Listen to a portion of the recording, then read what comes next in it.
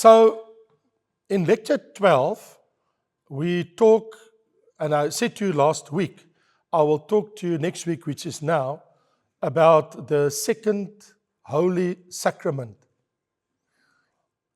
And this is about the Lord's Supper. Of course, we all as Christians have questions about it. One of the questions that I have when it comes to the Lord's Supper is the origin. Where in the Bible is it stated we have to have communion? I mean, Jesus made the statement in Matthew 26 when Jesus said the evening before he was taken captive. Jesus said in Matthew 26, verse 26, and as they were eating, this is the institution of the Lord's Supper, Jesus took bread, blessed and broke it, and gave it to the disciples and said, take, eat, this is my body. Then he took the cup and gave thanks and gave it to them, saying, drink from it, all of you, for this is my blood of the new covenant, which is shed for many for the remission of sins. Jesus said, eat and drink. Eat of this bread, drink of this cup. It's my body, it is my blood. Because this will mean to you a new covenant. A new covenant. My blood is shed for the remission of sins of many. That is where we find that Jesus, he never did it before. 3 times Jesus had the week of the unleavened bread and where they prepared the Passover. And he never said it. But that night, he said it. And that night, he was taken captive. And the next day, he was crucified. So I think that disciples, they found it very strange. He never before, when they had Passover, every year they had Passover, and never before Jesus said anything about the bread and the blood and his body. Now, suddenly, Jesus said, the bread, my body, the blood for a new covenant, for the remission of the sins of many. They must have been astounded and wondering what he meant. I can tell you right now, they don't have any idea what he meant. Not then. Later on, they would realize what it actually entails and what it actually meant. Now, the Apostle Paul, in 1 Corinthians chapter 11, he clearly states and he says, as for the institution of the Lord's Supper, he explains to the local church at Corinth. So he's explaining the meaning, the participation, and having the Lord's Supper in a church gathering, meeting of believers. So Paul now explains the theology behind what Jesus said. And he did it this way, from verse 23, 1 Corinthians 11. Listen to what Paul says. For I received from the Lord. He wasn't there that night in the Passover. But he said, I received from the Lord. So something has happened along the way when he had a meeting with Jesus, where Jesus explained it in clear terms to Paul, what it meant and what it entails. Because he says, not I received it from Peter and John and James that were that night there at the Passover in Jerusalem. No. He says, I received from the Lord that which I also delivered to you. What God has given and shown me, I shared with you. That the Lord Jesus, in the same night in which he was betrayed, back to what happened in Jerusalem, took bread. And when he had given thanks, he broke it and said, take, eat. This is my body, which is broken for you. Do this in remembrance of me. In the same manner, he also took the cup after supper, saying, "This cup is a new covenant in my blood. This do as often as you drink in remembrance of me. For as often as you eat this bread and drink this cup, you proclaim the Lord's death till he comes. Therefore, whoever eats this bread or drinks this cup of the Lord in an unworthy manner will be guilty of the body and blood of the Lord. But let a man examine himself, so let him eat of the bread and drink of the cup. For he who eats and drinks in an unworthy manner eats and drinks judgment to himself, not discerning the Lord's body." Group of believers. For this reason, many of you are weak, sick, many sleep, many died. Some Christians in the church become sick. Some died. For if we judge ourselves, we would not be judged. But when we are judged, we are chastened by the Lord, that we may not be condemned with the world. So Paul actually gives a very good, clear-cut explanation of the who, the what of this Holy Communion, the Holy Sacrament. Remember what I told you last week? That there's only two Holy Sacraments? And can you remember I told you they both illustrate what Jesus did on the cross? Remember? He died, he suffered and died, was buried, rose from the dead. That's why you go under the water, buried in water. Now, this time, the bread speak of his body that hung on the cross and was pierced. And he died after his blood was shed on the cross.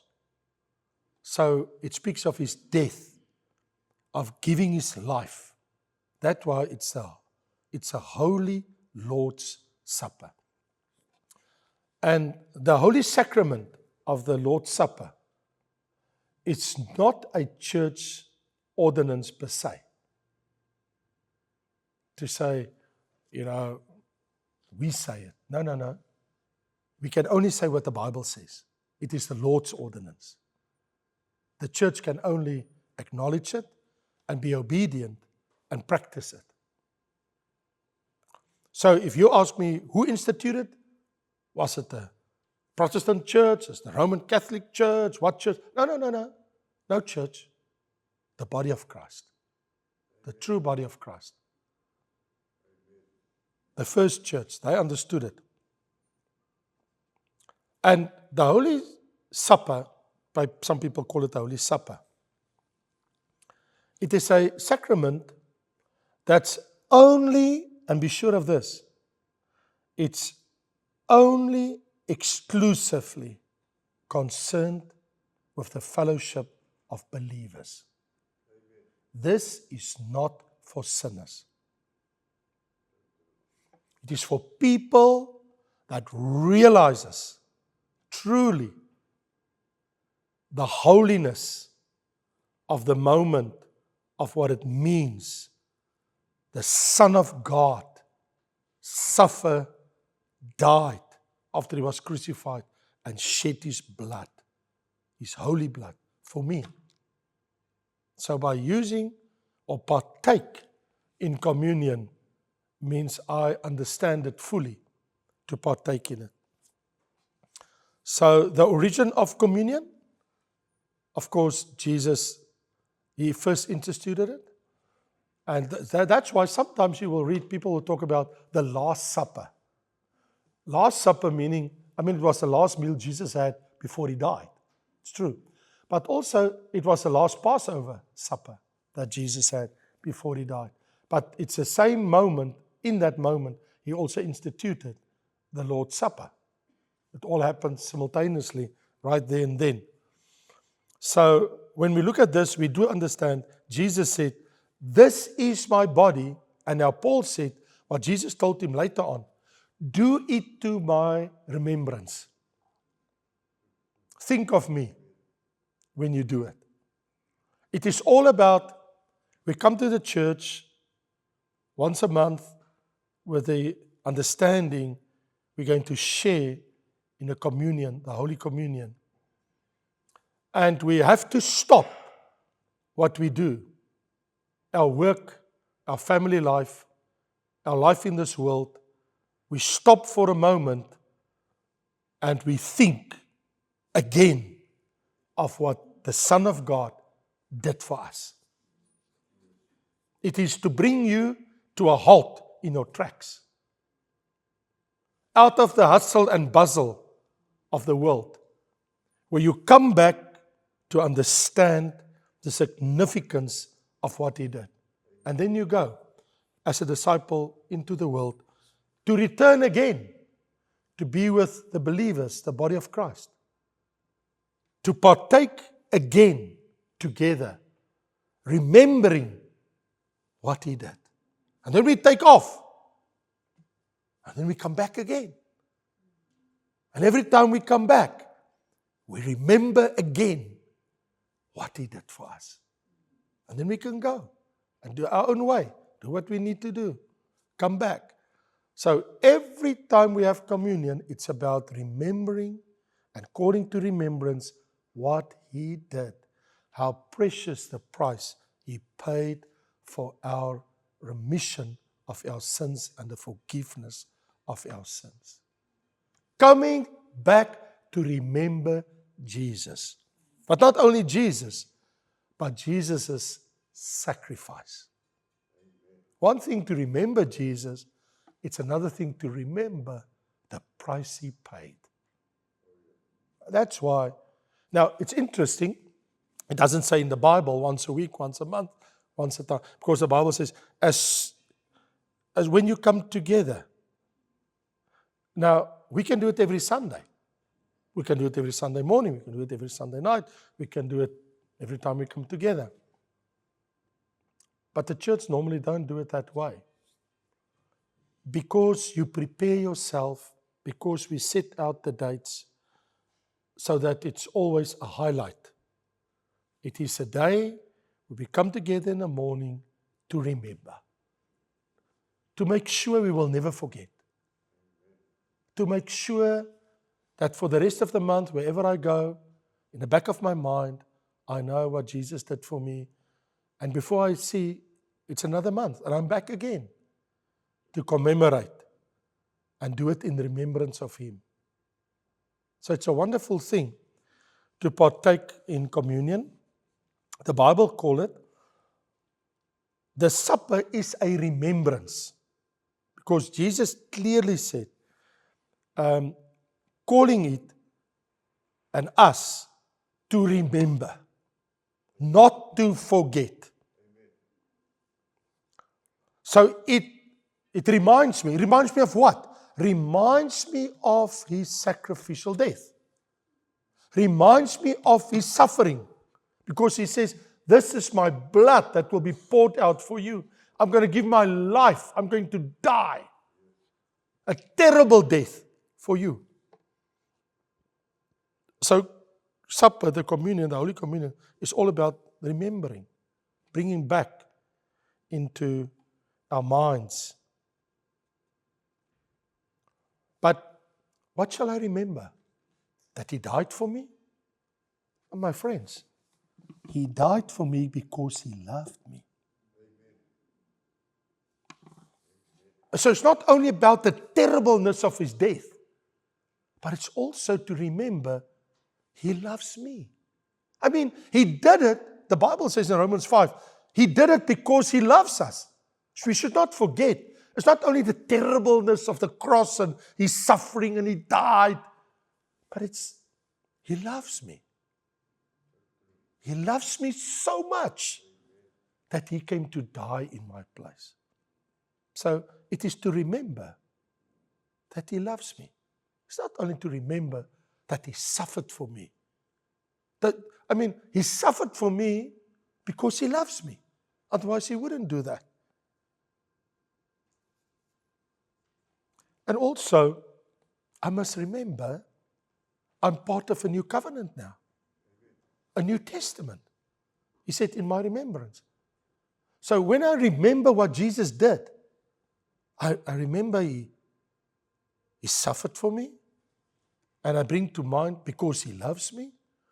And He has offered me a new covenant. The New Testament. And everything that's here, from here, right here, the New Testament, right here, so what you see there, that's the new covenant. It's all there. I can go and read.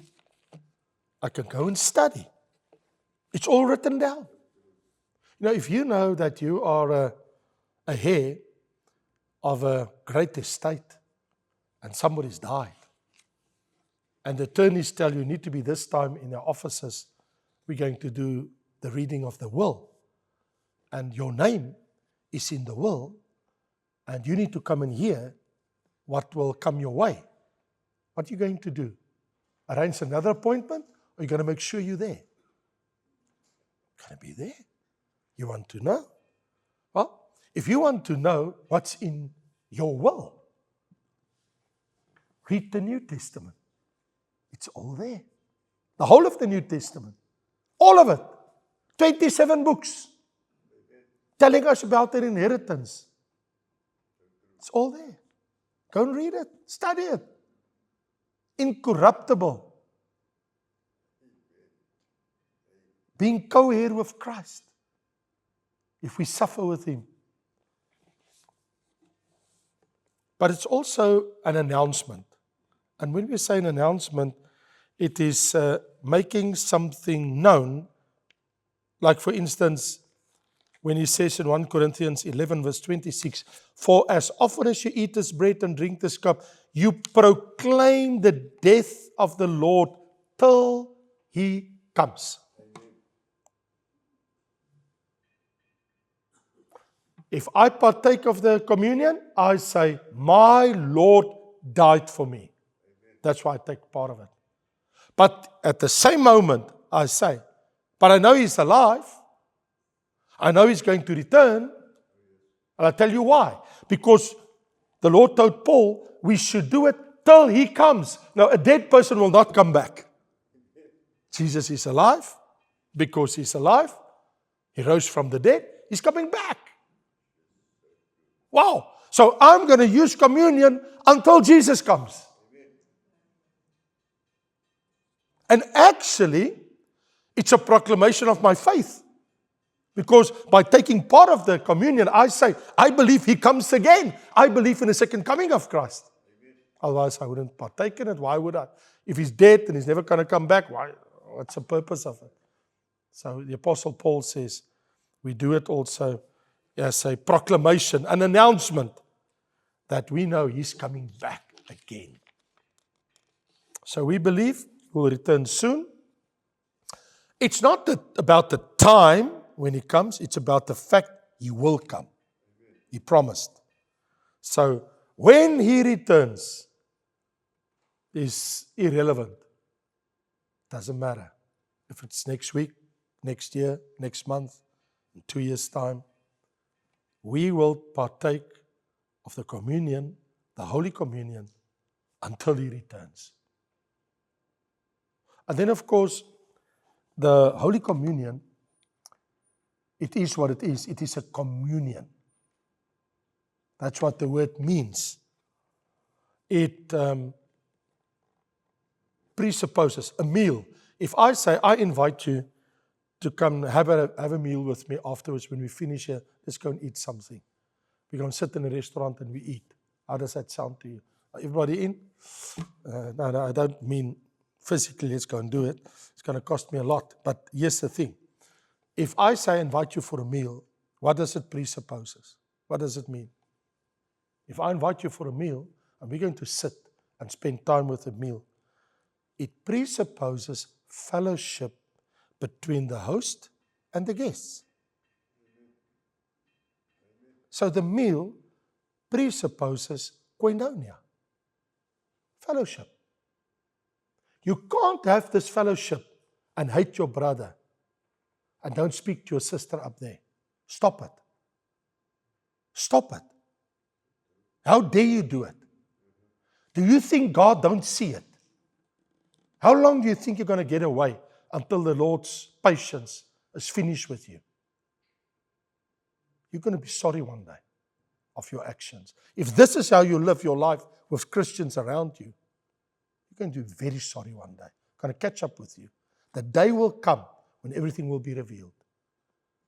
If you use communion, you must live in peace with your brothers and sisters. You have to. Because the Spirit works in unity and in love. If there's bitterness, I have a problem. So then it means I sort it out. I speak about it. I ask forgiveness. Or I change the way I do. But I can't act like that. Because it speaks of communion. That's what it means. You see, it's the Lord's way to sort the Christians out along the way. Because actually communion becomes a way of sorting you out and me. Because I know Sunday's coming, communion is coming, and I've got these things. I need to sort things out. Make a phone call maybe. See somebody. It's very important for our mutual unity and love in the body. That is why the Bible talks about you're unworthy of the body of Christ when you use communion and you have something against your brothers and sisters. That becomes a huge problem. Because when it says in verse 29, he who eats and drinks in an unworthy manner, because this is actually the question that many Christians grapple with. Many Christians want to understand. They don't have clarity on it. Somehow they miss the point here. And it's about, what does it mean to eat and drink communion unworthily? Paul says, he eats and drinks unworthily and actually drinks or eats a judgment to himself. You bring a judgment over yourself. You don't even know it. Not discerning the Lord's body. That's the problem. Now, let me ask you something. Are we the body of Christ? Are we or aren't we? We are the body of Christ. Now, if we are the body of Christ, as brothers and sisters, we are one body. There have to be shalom, peace. There has to be unity. There has to be love. Now, if there's dissent, if there's haughtiness, if there's jealousy, if all these fleshly wrong things exist here between us,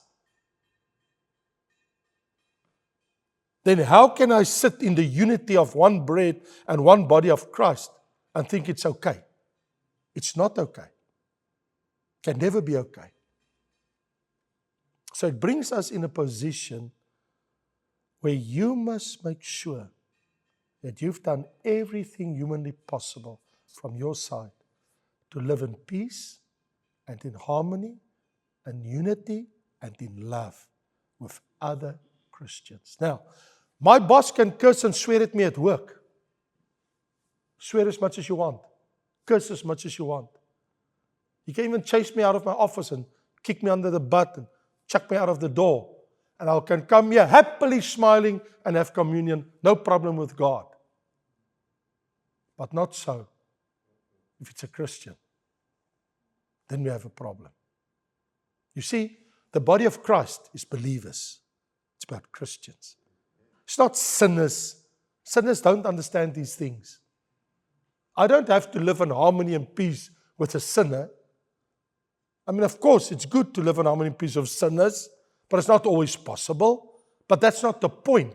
The point is, when we as believers come to do communion, Holy Communion, there have to be love, peace, and unity. And if it's not there, somebody is going to pay a price. Paul says some of you are weak. You just don't grow spiritually as it should. You're sick.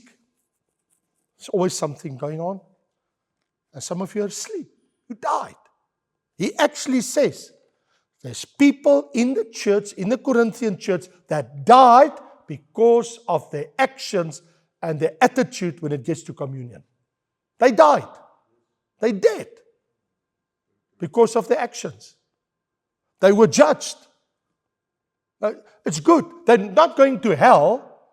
They just had an early death. No crowns. No finished race in life. You all brought it on yourself because of your attitude. So we should always bear in mind that when we come here, we don't have issues with other Christians. Fix it. Sort it out. Go and say, I'm sorry. What's wrong with it? Be the least. And you have peace of God in your heart. Why would you be so hard-headed? Let it go. Make peace. And go on with your life. And God's blessing will be on your life.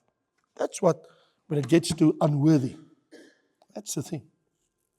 And there's many Christians, they just go through the communion table as if it's just another Sunday.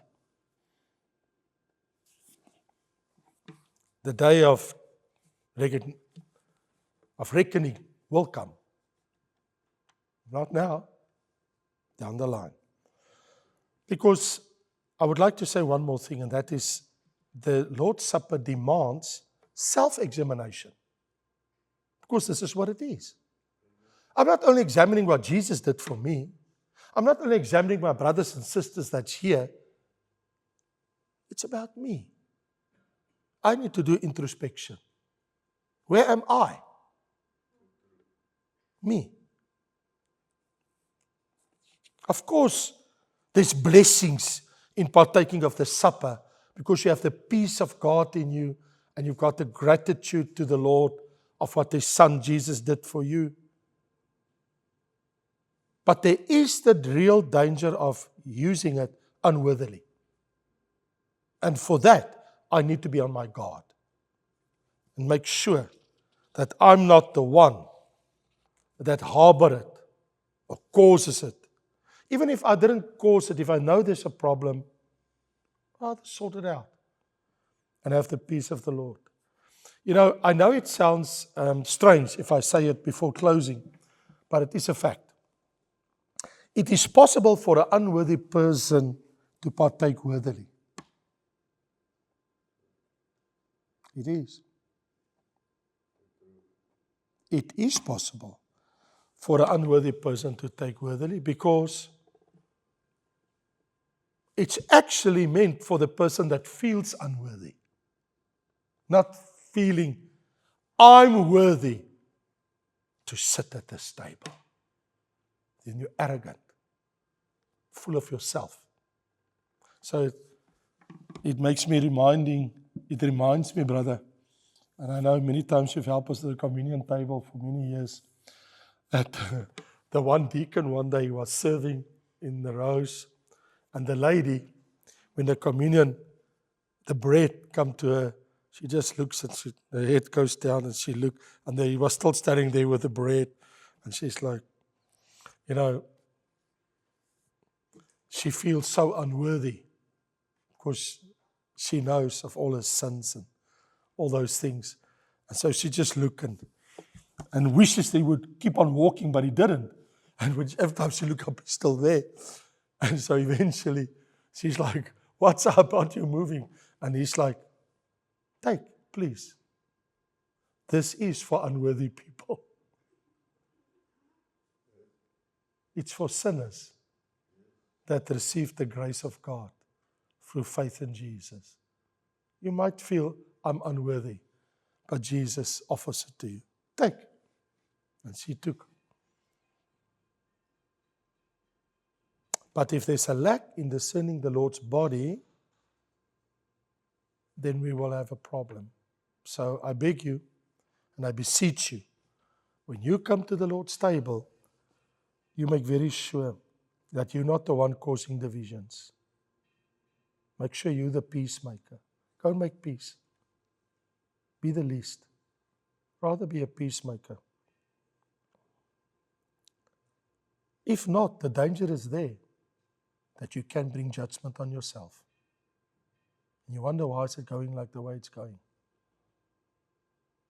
Remember, some of the judgment is you'll just be weak spiritually. Sometimes it's sick. And then, it doesn't mean because people are sick at the communion table or sick in church, it's because of that. No. But Paul definitely mentions here in 1 Corinthians 11 that in this church, between you, there's weak Christians, never grew up spiritually, they're babies in Christ, can never get ahead, always sickly, and some of them already died. That's a fact. We can't ignore it. You go and read 1 Corinthians 11 yourself. So my friends, in closing, I want to say, you know what the Lord's table is doing to us? I'll tell you what. The Lord's table, the Holy Communion, you know what it does?